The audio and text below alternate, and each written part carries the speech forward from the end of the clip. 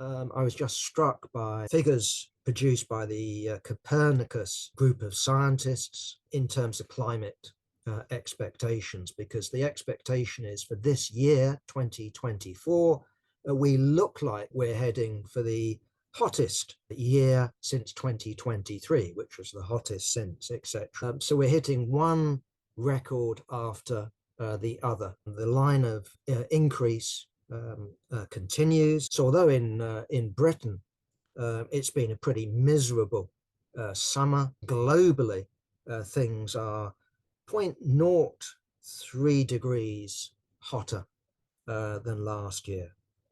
And I thought I would just, in response to our friend Dave Douglas, who wants to churn out coal and who cares, will adapt sort of type idea. I just thought I'd look up what if all the ice melted?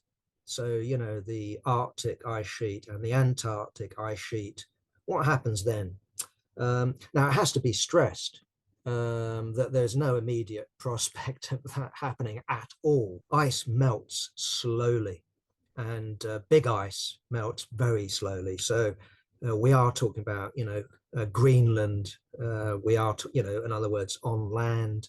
We are talking about the continent of Antarctica. And apparently, if we look at, any conceivable scenario, we're talking about thousands of years. Nonetheless, if we actually stopped letting out so much CO2 now, and we went over to net zero, so we have, trees absorbing carbon as well as us breathing out CO2 and all the rest of it, and it balanced out now through some sort of magic, it still is the situation that these ice sheets will continue to melt.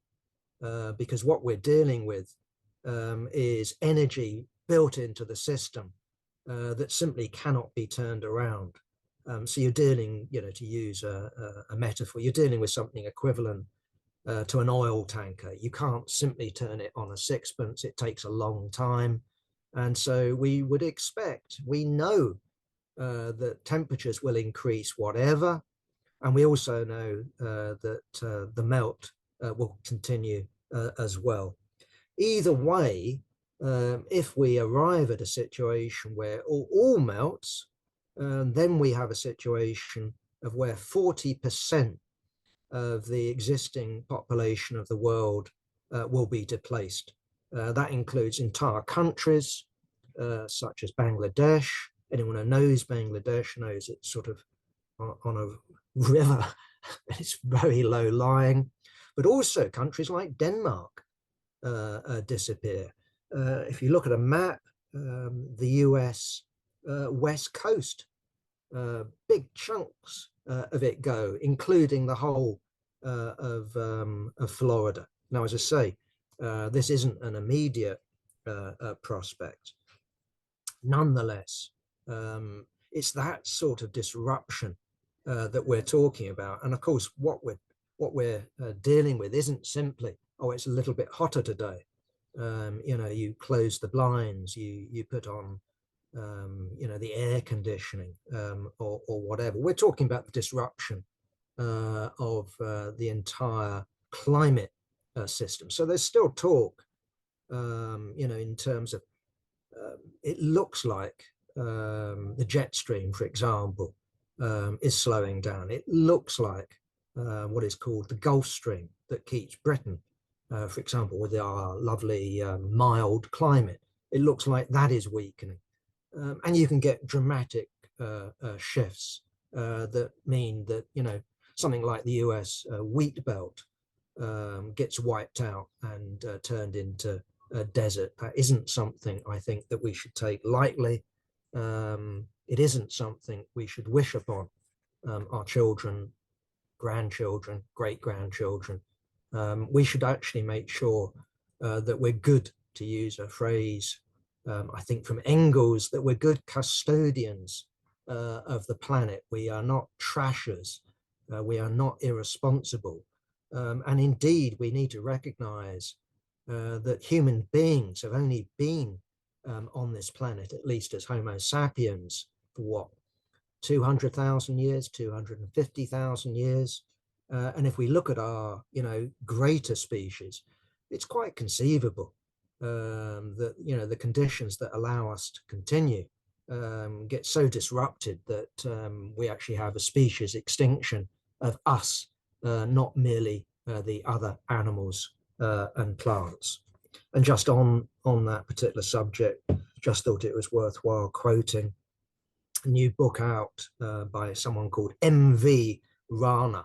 He's written a book called The Folly of Atomic Power in the Age of Climate Change. And he basically echoes the sort of arguments I've been putting forward in the Weekly Worker. Look, this nuclear power stuff, it takes too long to build these nuclear plants. They're too dangerous. And crucially ask the question, which I think you have to ask, is given how long they take to get up, given how expensive the electricity is of these things, why the hell do governments push forward with this technology? And his answer is exactly the same as mine. It's called the nuclear weapons industry. That's actually what governments are interested in, not in an immediate way, but in terms of having that possibility.